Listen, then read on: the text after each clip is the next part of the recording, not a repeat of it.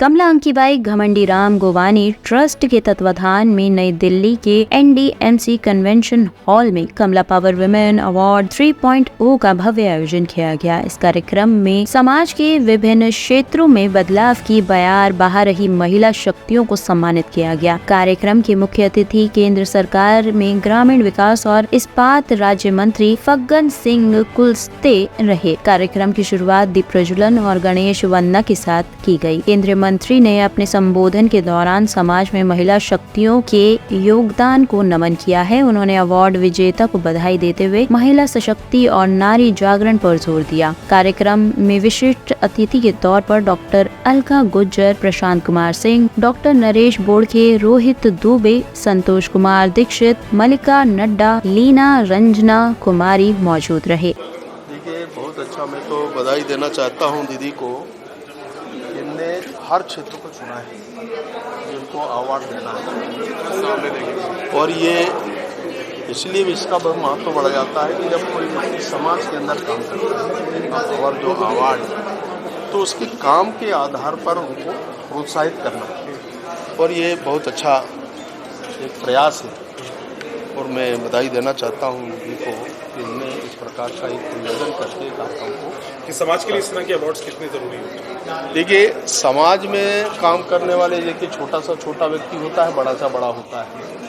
समाज में जो अच्छा काम करता है, किस प्रकार के काम है वो अलग अलग प्रकार के होते हैं। उनके किस क्षेत्र में, किस सेक्टर को उन्हें चयन किया है, उसके ऊपर फिर उसका सिलेक्शन, और उस सिलेक्शन में से ये हमारे लिए महत्व का विषय हो जाता है कि उनके काम और उसका सिलेक्शन का मापदंड क्या है, उसको लेकर के इसका जो पैरामीटर्स बने हैं उस आधार पर इस काम को आगे बढ़ाना, ये मुझे लगता है ये बहुत बड़ा कठिन काम होता है। जब चयन किया जाता है इस प्रकार के अवार्डीज का, तो इसके बारे में बहुत विचार करना पड़ता है। और मुझे शुभकामनाएं, बधाई मैं देता हूँ कि ऐसे अवार्ड देने वाले को भी और अवार्ड प्राप्त करने वाले को भी जिनका चयन किया। ठीक है, सभी अवार्ड अच्छे होते हैं, मैं किसी के लिए टिप्पणी नहीं कर सकती हूँ। सारे अवार्ड अच्छे होते हैं, टिप्पणी नहीं कर सकती।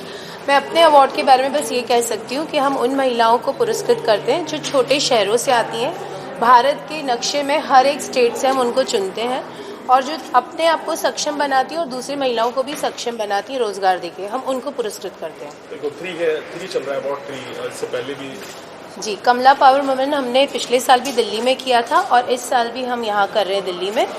इस साल दिल्ली में करने का एक महत्व है कि वो अपना प्रोफाइलिंग जब करती हैं महिला और किसी मिनिस्टर से अवार्ड पाती हैं तो उन्हें बहुत खुशी होती है, क्योंकि देखिए फिल्म स्टार से तो सभी अवार्ड ले लेते हैं, पर जब कोई अच्छे मिनिस्टर से उनको अवार्ड मिलता है तो उनको भी आगे काम करने के लिए वो एनर्जी मिलती है, वो पॉजिटिविटी मिलती है कि मुझे कुछ करना है, और उनको ऐसा एक एंथुसियाज्म लगता है कि नहीं, मुझे काम करना चाहिए। इसलिए मैं दिल्ली करती हूँ।